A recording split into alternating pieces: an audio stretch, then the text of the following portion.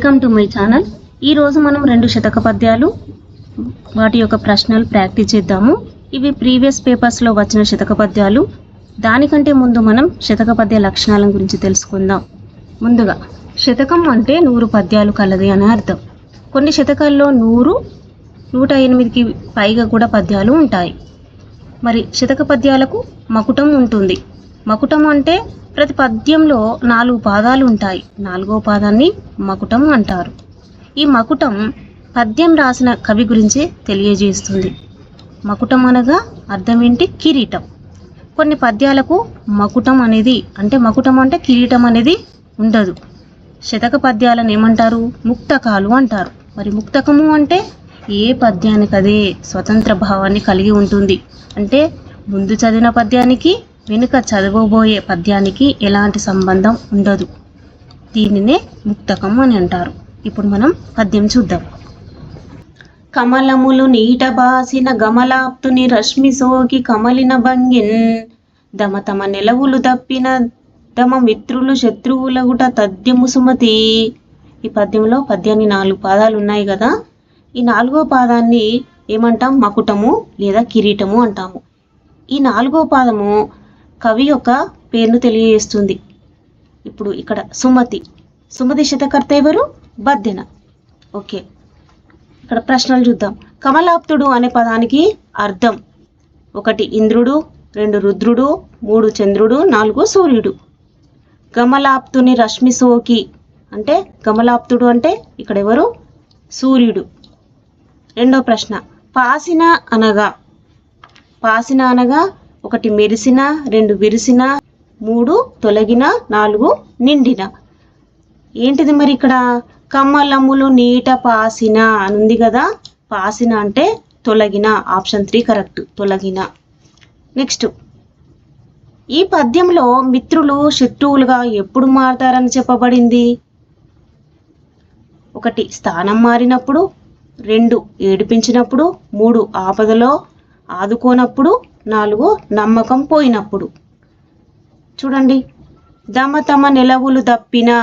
నెలవులు అంటే స్థానాలు అంటే ఇక్కడ మనకు ఆప్షన్ ఏంటిది? స్థానం మారినప్పుడు. ఆప్షన్ 1 కరెక్ట్, స్థానం మారినప్పుడు అనేది కరెక్ట్. నెక్స్ట్ ప్రశ్న, ఈ పద్యాన్ని రాసిన కవి ఎవరండి? వేమన, మారన, బద్దెన, తిక్కన. ఎవరు?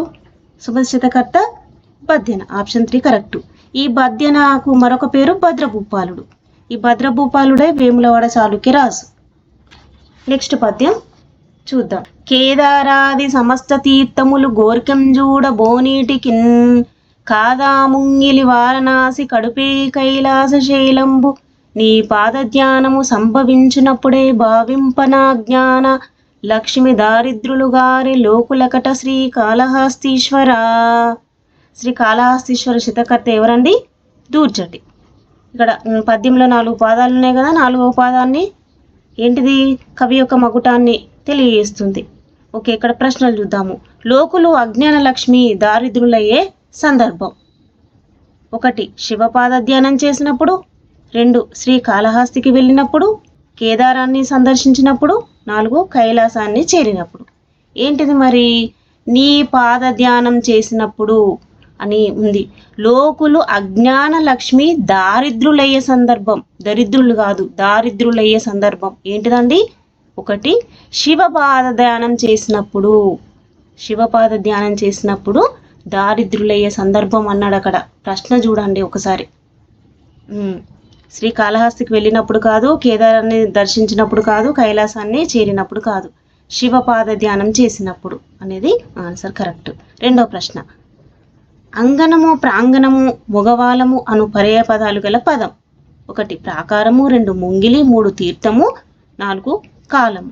ఇక్కడ ఉంది కదా ముంగిలి అన్న, ప్రాంగణము, మొగవాలము అన్న ఇవి అంగనము, ప్రాంగణము, మొగవాలము ఇవన్నీ పర్యాయ పదాలు ముంగిలికి. ఓకే, మూడో ప్రశ్న, శ్రీకాళహస్తి అనగా 1 సరస్వతి ఏనుగు నాగము, 2 సంపద నాగము హస్తము, 3 సాలెపురుగు పాము ఏనుగు, 4 లక్ష్మి పాము చెయ్యి. మరి ఏంటిది శ్రీకాళహస్తి అనగా? ఇక్కడ చూడండి, శ్రీ అంటే సాలెపురుగు, కాల అంటే పాము, హస్తి అంటే ఏనుగు. మనకు ఆప్షన్ 3 కరెక్ట్ అండి. సాలెపురుగు, పాము, ఏనుగు. అలాగే చూద్దాము. కడుపు అను పదానికి కవి పోలిక చెప్పినది. కడుపు అను పదానికి కవి పోలిక చెప్పినది. 1 అజ్ఞానలక్ష్మి, 2 వారణాసి, 3 శ్రీకాళహస్తి, 4 కైలాసశైలము. ఏంటిది మరి? మనకి ఇక్కడ ఆప్షన్ ఏంటిదండి? కడుపే కైలాసశైలంబు అన్నాడు కదా, అంటే కైలాసశైలము అనేది ఆప్షన్ 4 కరెక్ట్ అండి.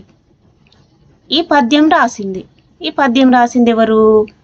1 దూర్జటి, 2 శ్రీనాథుడు, 3 నన్నయ్య చోళుడు, 4 పాల్కురికి సోమనాథుడు. ఎవరండి? శ్రీకాళహస్తీశ్వర శతకాన్ని రాసింది ఎవరు? దూర్జటి. ఓకే, నెక్స్ట్ ప్రశ్న. కోరికలు తీరడానికి పోనవసరం లేదని కవి భావించినది. ఏంటిది మరి? ఆప్షన్ కైలాసశైలము, 2 కేదారాది తీర్థములు, 3 కాశీ ప్రయాగాలు, 4 వారణాసి. అంటే కేదారాది తీర్థములు అని. ఆప్షన్ 2 కరెక్ట్ అండి. ఈ వీడియో మీకు నచ్చినట్టయితే లైక్ చేయండి, షేర్ చేయండి, సబ్స్క్రైబ్ చేయండి.